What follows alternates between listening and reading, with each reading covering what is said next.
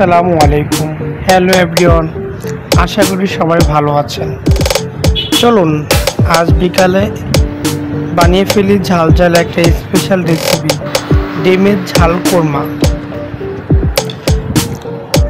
প্রথমে ফ্রিজ থেকে ডিম বের করে একটা পাত্রে পানি দিয়ে ভালো করে সিদ্ধ করে নিলাম।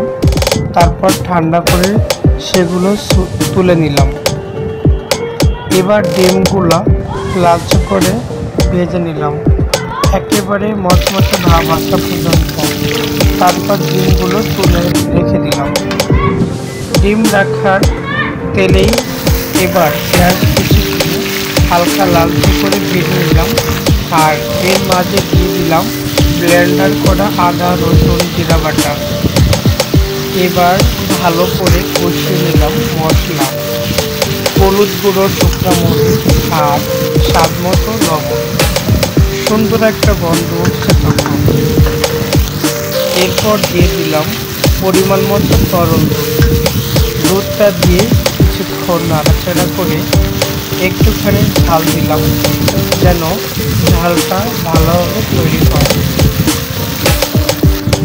এবার ভাজা ডিমগুলো দিয়ে দিলাম। সেই মশলা ঝোলে সব ডিম ঢেকে দিলাম, যেন ভালোভাবে কোরমার মতো রান্না হয়। ঢেকে রেখে মাঝারি আঁচে ভুনে নিলাম। কিছুক্ষণ ডিমের মশলা ভালোভাবে লেগে গেলে নামিয়ে ফেললাম। তৈরি হয়ে গেল ঝাল কোরমা। নামিয়ে ফেললাম ডিমের কোরমা। বন্ধুরা, রুটি বা গরম ভাতের সঙ্গে একবার হলেও এই ঝাল কোরমা খেয়ে দেখবেন। ভালো লাগলে দুই ভাইয়ের চ্যানেলটা সাবস্ক্রাইব করতে ভুলবেন না। আল্লাহ হাফেজ। বন্ধুরা, নতুন নতুন ভিডিও পেতে চাইলে আমাদের পাশে থাকুন।